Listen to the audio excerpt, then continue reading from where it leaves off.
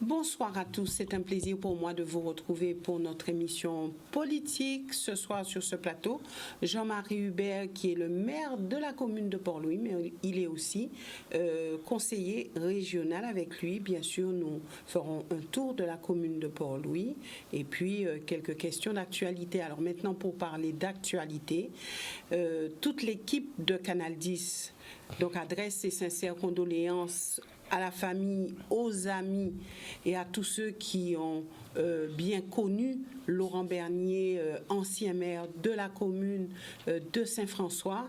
Et je me rappelle de cet épisode des élections municipales de cette année, où Laurent Bernier a eu à venir plusieurs fois sur ce plateau, et c'est ce que nous garderons de lui, ce sourire qu'il avait toujours, ces petites blagues qu'il avait toujours, c'est ce que nous retiendrons de lui. Alors vraiment des sincères condoléances à toute sa famille, à son épouse, à ses enfants, à ses parents, mais vraiment à tous ceux qui l'ont aimé et tous ceux qui certainement continueront à l'aimer et à le garder du fond du cœur.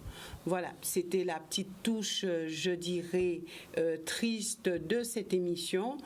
Jean-Marie Hubert, merci d'être avec nous. Alors la nouvelle est tombée aujourd'hui, le décès d'un homme que vous avez, vous aussi, bien connu. Oui, tout à fait, d'autant que j'étais à Saint-François, puisque suite aux fortes pluies d'il y a 2 semaines, avec le président Chalus, nous étions sur le terrain et nous avons appris la nouvelle sur Saint-François. Et Laurent Bernier était un ami, on peut le dire. Alors nous ne partagions pas les mêmes visions de la politique, mais c'était un Guadeloupéen convaincu. Et c'est vrai qu'au niveau de la Guadeloupe, on peut avoir des Guadeloupéens de droite, des Guadeloupéens du centre, des Guadeloupéens de gauche. Nous avons travaillé pendant plus d'une dizaine d'années au niveau du conseil général de l'époque, et où nous avons partagé et échangé sur nombre de problèmes, et plus particulièrement liés à l'agriculture et à la pêche. Et Laurent a été un acteur principal au niveau du port de pêche de Saint-François, et aussi du pôle mer, puisqu'il fallait établir les échanges avec la Désirade et redynamiser un peu cet espace, si bien que nous avons eu à échanger, à travailler pendant nombre d'années sur ces problèmes. Et là, j'envoie une belle force pour sa famille, ses enfants, mais aussi ses amis, puisque Laurent avait de nombreux amis, et des amis très chers, dont l'un travaillait d'ailleurs à Canal 10. Et je crois qu'il est important que la famille soit entourée. Et moi, en tant que aujourd'hui maire de Port-Louis, et bien en tant que maire, et toute la population de Port-Louis adresse ses sincères condoléances à la famille de Laurent Bernier, ainsi que le conseil municipal que nous présidons au niveau de la commune de Port-Louis. Alors c'est vrai que Laurent Bernier était quand même relativement jeune, mais il a eu à être aux côtés de Lucette Michaud-Chevry. On lui connaît un parcours plutôt de droite, mais c'était un homme qui vers la fin était quand même plutôt progressiste et qui avançait. Et puis il y a eu cette maladie qui a eu raison de lui, mais il était quand même impliqué pour les élections municipales. Il a toujours été impliqué, certes pour sa commune de Saint-François, mais aussi pour la Guadeloupe. Voilà, donc nous aurons l'occasion, quant à nous, ici à Canal 10, de revenir sur le parcours de Laurent Bernier. Nous ferons en sorte de vous montrer des images de lui, de ce qu'il pensait, de ce qu'il disait, et ainsi lui rendre donc un hommage.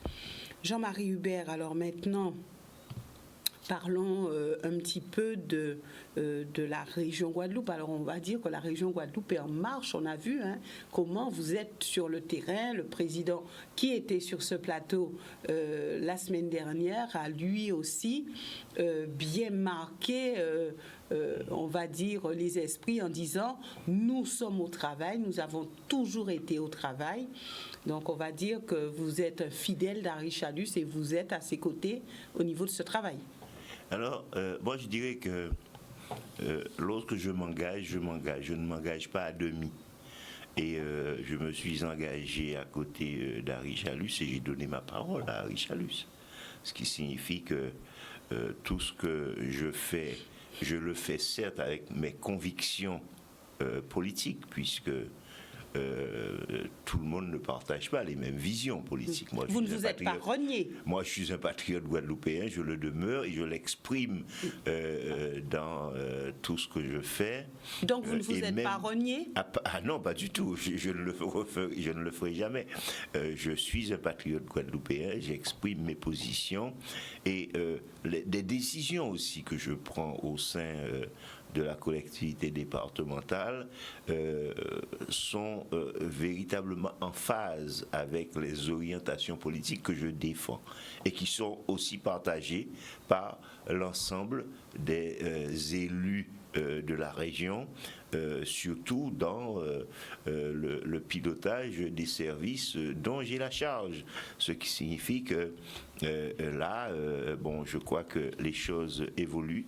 Les choses ont très bien évolué pendant cette mandature et aujourd'hui, nous étions sur le terrain qui est à Petit Canal, qui est au Moule, qui est à Saint-François, à cause des inondations et de la situation particulière que connaissent les agriculteurs de la région. Et il fallait impérativement de visu voir un peu ce qu'ils ont enduré, de manière à mettre en place les politiques publiques nécessaires et adaptées à leur situation. Il y avait aussi avec nous la Chambre d'agriculture et là nous établirons un partenariat avec la Chambre d'agriculture de manière à ce que nous puissions régler pas de manière ponctuelle. Certes, il y a des subventions, mais à pas chaque fois la pluie tombée, qu'au cas sur le terrain et au cas dit il est là bon en subvention. Il faut régler le problème à la base. Et c'est vrai que autant dans le passé, avant la canne à la richesse d'ailleurs, il y avait ce qu'on appelle des collecteurs, il y avait des fossés qui drainaient l'eau. Eh bien, aujourd'hui, on doit revenir aux pratiques du passé.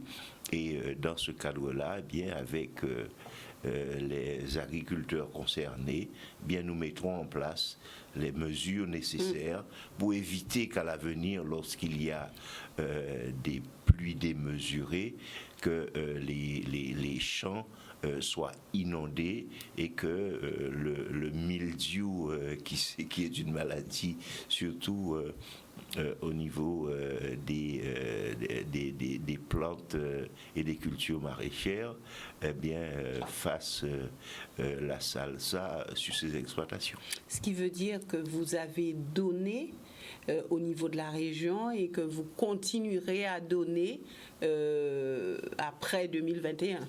Moi, je donne pour la Guadeloupe.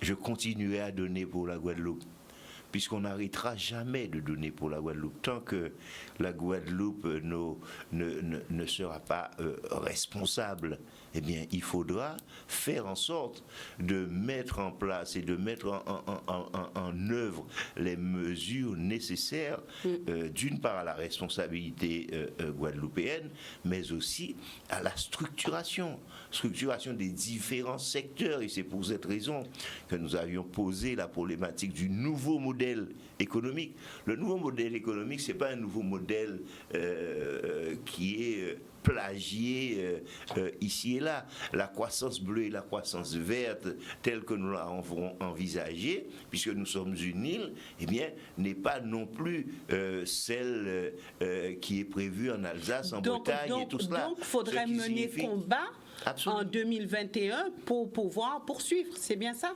Ah mais de toute façon, je mènerai le combat. Je mènerai le combat à côté de l'équipe avec laquelle, puisque j'ai un bilan à défendre. Ce bilan, il faudra bien que je sois présent. Si c'est une équipe divisée, vous serez aux côtés de qui alors? Il n'y aura pas d'équipe divisée.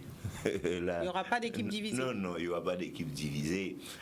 La région Guadeloupe fonctionne avec un certain nombre d'hommes et de femmes. Dans les langues fâchées un moment, mais il y aura trouvé bien dans la même bouche là. Oui, mais l'anglais a blessé. Hein? L'anglais a blessé. Même là, il est blessé, il a guéri, il a cicatrisé vite, avec la salive.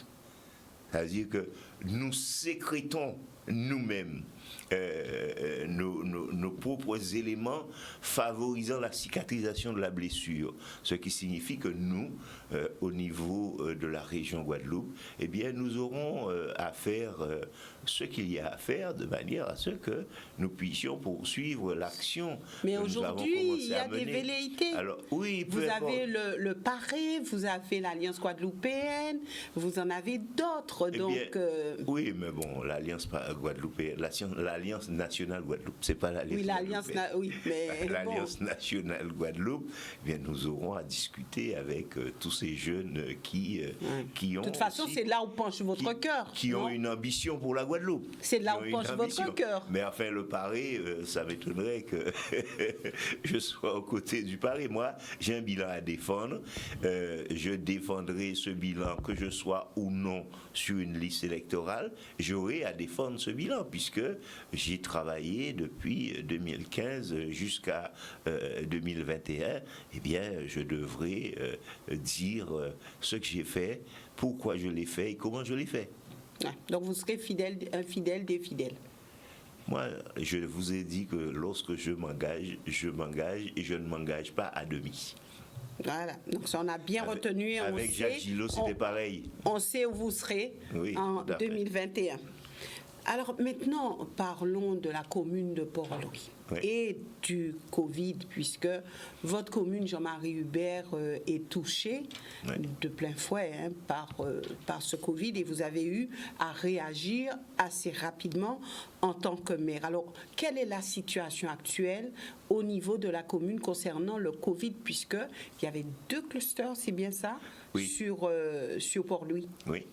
Il y a eu 2 clusters, un de 14 personnes et un autre de 4 personnes, ce qui fait déjà 18, mais on ne sait pas non plus si y en a plus. La propagation n'a pas touché d'autres personnes, et c'est pour cette raison qu'au niveau du conseil municipal, nous avons décidé d'affronter avec courage et détermination cette situation.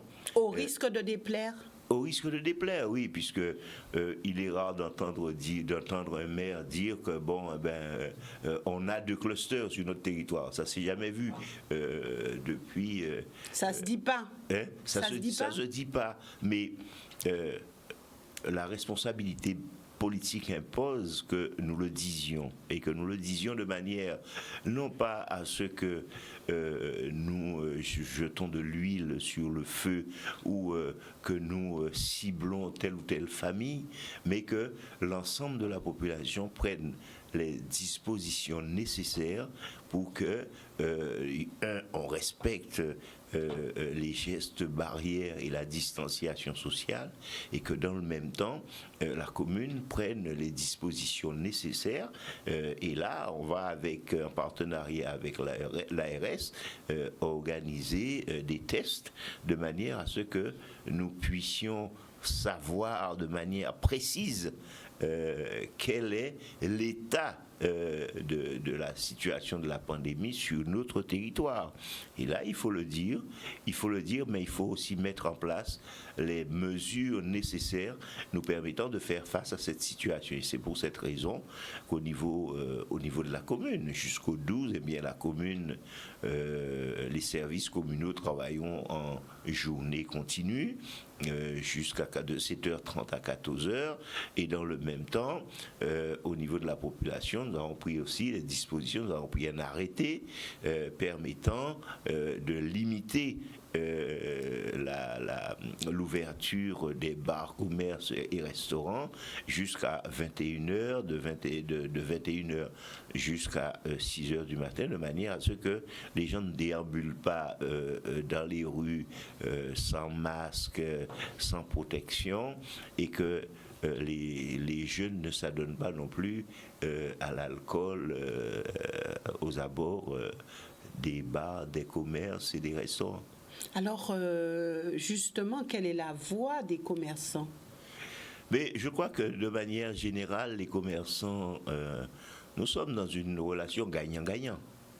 Puisque si demain, la situation se détériore sur le territoire de la commune, cela veut dire que ce sont les fêtes qui seront menacées. La Noël est menacée, le jour de l'an est menacé. Par conséquent, il faut permettre que ces commerçants, ce sont des petits commerces qui souffrent de la situation de la pandémie depuis le mois de mars 2020, ce qui signifie que là, il y a lieu de mettre en place des voies et moyens permettant, d'une part, qu'ils fonctionnent toute la journée jusqu'à 21h, et à partir de 21h, ils ferment de manière à se prémunir pour demain. Et demain, demain, c'est le gros du chiffre d'affaires des petits commerces que sont la Noël et le jour de l'an, qu'il convient de préserver. Puisqu'il n'y a pas jour à tradition, par exemple, il y a aussi il y aura moins de clients, puisque la population ne peut pas être dans les festivités, la population ne peut pas sortir comme elle souhaiterait le faire, donc c'est quand même un coup dur. Il y aura moins de grosses manifestations festives, mais lorsque je prends le territoire, le territoire de la commune de Port-Louis, cela signifie qu'il y a un repli de la population sur les activités économiques de la région. Et dans ce cadre-là, il faut favoriser le contact entre l'ensemble des acteurs économiques et la population, de manière à ce qu'ils retrouvent en termes de chiffre d'affaires, en termes de marketing commercial, qu'ils aient une approche leur permettant de se retrouver dans le cadre de la politique mise en œuvre par la commune. Est-ce que vous avez rencontré les commerçants? Est-ce que vous avez souhaité leur parler, passer les voir pour discuter avec eux? C'est-à-dire que lorsque nous avons, avant de prendre l'arrêté, moi je suis passé voir, d'ailleurs au départ c'était 22h, mais ce sont les commerçants même qui m'ont dit, bon 22h c'est trop tard, vaut mieux prendre ça à 21h. Donc il y a une concertation. Il y a une concertation avec l'ensemble des commerçants, et lorsque l'arrêté a été pris, l'arrêté a été distribué et remis à l'ensemble des commerces qui font un affichage sur la devanture de leur activité. Avez-vous noté une peur au niveau de la population? Parce qu'on sait que lorsqu'on parle de Covid, c'est vrai que ça effraie plus d'un. Donc est-ce que le fait de savoir qu'il y a des cas dans la commune, ça crée une certaine panique ou une certaine peur? Non, il n'y a pas particulièrement de panique. Moi, ce que j'ai noté, c'est que, vous savez, à partir du moment où nous avions, comme l'a signalé l'ARS, qu'il y a 2 clusters, chacun va à son imaginatif, à son imaginaire, c'est qui. On veut identifier les clusters de manière à ce que, ce ne sont pas des parias. La Covid n'est pas une maladie, ce qui signifie qu'il faut que l'ensemble de la population port-louisienne se rassure et que c'est un mauvais moment à passer. Le confinement, c'est pendant 7 jours, 8 jours. Au-delà de 7-8 jours, nous serons dans une sérénité plus grande. Donc ces personnes sont confinées? Oui, bien sûr. Toute personne ayant eu un test positif est confinée, quoi. Enfin, En principe, devrait être en principe. Est-ce que vous veillez à cela? Oui. Est-ce que vous avez veillé à cela? Moi, je sais personnellement non, mais enfin, c'est le rôle des services sanitaires. Ouais. Maintenant, vous appelez à la responsabilité de toute chacun. Tout à fait. D'accord. Maintenant, ah oui, autre question, parce que c'est une question qui est revenue concernant la plage de Port-Louis, qui est une superbe plage. Oui. Est-ce que la population, sans problème, va à la plage? Comment ça se passe? Oui, non, c'est-à-dire qu'il y a... le préfet a pris une décision, c'est-à-dire que aujourd'hui, nous ne sommes pas dans le confinement généralisé, les gens vont à la plage... eh bien, à partir de 21h, il ne faudra plus être à la plage. Oui, mais bon, à 21h, c'est quand même un petit peu tard pour être dans l'eau. Bon, mais en dehors de cela, la vie va à son cours normal et nous n'avons pas de soucis particuliers au niveau de la plage. Alors, il faut dire que nous avons un combat que nous menons actuellement au niveau de la plage de Souffleur avec la DEAL, puisque... ce qu'il faut savoir, c'est que depuis 2017, la convention de gestion, puisque la DEAL, c'est elle qui gère les 50 pas géométriques pour le compte de l'État, et il y avait une convention qui est arrivée à échéance en 2017 et qui n'a toujours pas été renouvelée. Et dans ce cadre-là, la plage de Port-Louis, c'est au bas mot... 29 000, disons 3 hectares de terre, 3 hectares de sable. 29 600 et quelques mètres carrés, ce qui signifie que c'est un espace important et que nous devons valoriser. Dans ce cadre-là, à partir du mois de janvier, la région enclenche la requalification de la plage avec le projet Océan qui va débuter à partir du mois de janvier, et dans le concomitamment ou dans le prolongement du projet Océan, il y aura le village artisanal qui sera aussi installé sur la plage, de manière à ce que l'ensemble des commerces de proximité sur la plage soient installés dans un espace dédié, et il y aura aussi un espace dédié pour les marchands ambulants et pour l'économie sociale et solidaire, les marchands de pistaches. Nous allons organiser cette plage de manière à ce que il y ait plus de lisibilité, mais aussi mieux organisé, mieux structuré. C'est vraiment donner un autre visage à cette plage. Et c'est pour cette raison d'ailleurs que nous, avec la DEAL, nous sommes en discussion de manière à ce que dès que les travaux s'achèvent, que la commune dispose au moins de la convention de gestion, puisque aussi les recettes afférentes à cette plage, puisque lorsqu'on fait un investissement, il faut les rentabiliser. Et les recettes inhérentes à cette plage... Donc l'entrée sera payante, il y aura un parking... Il y aura un parking de 100 places. Ouais. Un parking de 100 places, un parking surveillé. Payant. Mais obligatoirement, puisque s'il est surveillé... Oui, mais ça pourrait être le cadeau de la commune, hein? Ah non, la commune n'est pas en mesure de faire des cadeaux actuellement. Ça viendra, hein, mais pour l'heure, ce n'est pas le cas. Puisque nous avons la Chambre régionale des comptes, nous avons passé toute une semaine avec la Chambre régionale des comptes. Alors, qu'est-ce qui s'est passé avec la Chambre régionale des comptes? Non, il y a déjà, alors si vous voulez, à partir du moment où le budget de la commune de Port-Louis a été voté en déficit, le budget 2019, qui n'est pas le nôtre, mais lorsqu'on prend une commune, on prend le passif et l'actif. Bon, le budget 2019 a été voté en déficit. À partir de là, le préfet a déféré à la Chambre régionale des comptes le budget de la commune. Et par rapport à cela, eh bien, les commissaires et inspecteurs de la Chambre Chambre régionale des comptes, eh bien, sont venus à la commune discuter un peu des orientations que nous avons décidé de mettre en œuvre, surtout au regard du budget 2020 et des années à venir. Et par rapport à tout cela, eh bien, il y a eu une procédure contradictoire où nous avons fait état d'un certain nombre de points.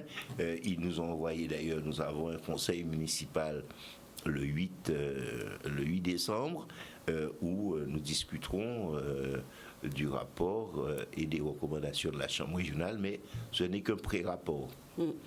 Et la Chambre, à l'issue du conseil municipal du 8, procédera à la réalisation du rapport définitif qui nous transmettrons au niveau de la commune de Port-Louis, mais nous pouvons dire que nous avons bon espoir et que je crois que nous avons travaillé pendant 6 mois et sans doute les 6 mois que nous avons passés sont supérieurs.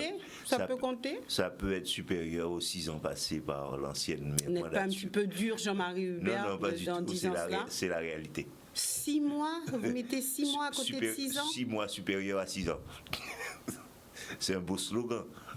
C'est peut-être un slogan, mais est-ce une réalité? Mais tout à fait, c'est une réalité, puisque ce que nous avons déjà réalisé depuis que nous sommes là le témoigne. Alors, soit vous êtes un TGV, ou soit l'équipe sortante n'a rien fait. Alors, c'est un peu les deux. C'est un petit peu des deux. Vous aurez l'occasion. C'est le mix des deux.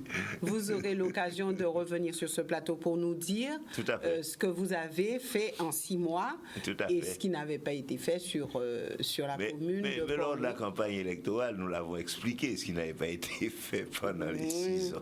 Et ce que vous avez fait alors en 6 mois? Alors en 6 mois, oui. Ils savaient, déjà, il y a l'école Robert Narayanan, puisqu'il fallait. La rentrée scolaire était une préoccupation importante pour nous, l'éducation de nos enfants. Eh bien, il fallait, en 2 mois, nous avons réalisé, rénover des bâtiments pour permettre aux enfants de Port-Louis d'avoir... Un petit coup de peinture, c'est vite fait. Ah non, pas qu'un coup de peinture, puisque l'ancienne municipalité avait prévu de transférer cette école à Barboteau à 2,5 km à peu près, et avait sollicité la région pour avoir des mobil-hommes. Et les mobil-hommes sont entassés depuis septembre 2019 sur un terrain et ils n'ont jamais été utilisés. Nous avons utilisé d'autres voies, puisqu'il ne fallait pas non plus éclater l'école, avoir une partie des écoles par là, une partie des écoles là. D'autre part, il était important aussi pour nous de prendre en considération que la restauration scolaire a toujours lieu sur un site. Par conséquent, il fallait puisque la population agglomérée du bourg de Port-Louis est plus importante que les sections, il fallait organiser le transport scolaire à vie, pratiquement, de Barboteau à l'école Robert Narayanan, matin, midi et soir, puisqu'il faut que les élèves aillent se restaurer. Lorsque nous avons fait cette approche, eh bien, nous sommes décidés à ce que nous restaurions un bâtiment et installer 8 classes dans Alors au-delà, Jean-Marie Hubert, si vous aviez l'ancien maire de Port-Louis face à vous, il vous dirait oui, mais vous avez la région pour vous, donc c'est normal que vous soyez un TGV aujourd'hui. Mais la région participe à toutes les... D'ailleurs, c'est l'une des caractéristiques d'Harry Jalus. Harry Jalus n'est pas celui qui se positionne au regard des obédiences politiques. Pour lui, avant tout, c'est la Guadeloupe. D'ailleurs, ça a été le cas récemment pour Sainte-Rose, pour la ville de Sainte-Rose, par rapport à la problématique de l'eau. Harry Jalus ne se positionne pas par rapport à une obédience politique, contrairement à certains. Lui, c'est l'intérêt de la Guadeloupe qui prévaut. C'est la Guadeloupe pour tous. La Guadeloupe pour tous, c'est un slogan qui aurait pu être bon, mais qui n'a pas été réalisé. Donc Harry Jalus, c'est quoi alors? Harry Chalus. Ben, c'est changer l'avenir de la Guadeloupe. Merci Jean-Marie Hubert d'être venu sur ce plateau. Et effectivement, nous aurons l'occasion de nous revoir pour que nous puissions entrer en profondeur et nous attendrons le rapport définitif de la Chambre régionale des comptes pour un petit peu disséquer tout cela et identifier ce que vous avez eu à faire en 6 mois, puisque vous dites avoir mouillé votre chemise et avoir fait un travail colossal, un travail d'Hercule qui n'a pas été fait en 6 ans. C'est pas moi, c'est qui l'équipe. n'a pas été fait en 6 ans. C'est l'équipe, parce que nous sommes une équipe de 22 membres et tous les 22 membres bénéficient d'une délégation et les 22 conseillers municipaux sont au travail aussi bien que moi. Merci Jean-Marie Hubert d'être venu sur ce plateau. Merci aussi à vous, téléspectateurs, de nous avoir suivis. Nous nous retrouvons la semaine prochaine avec d'autres émissions politiques et puis notre émission du mardi soir. Que les choses soient dites. Excellente soirée et excellent week-end.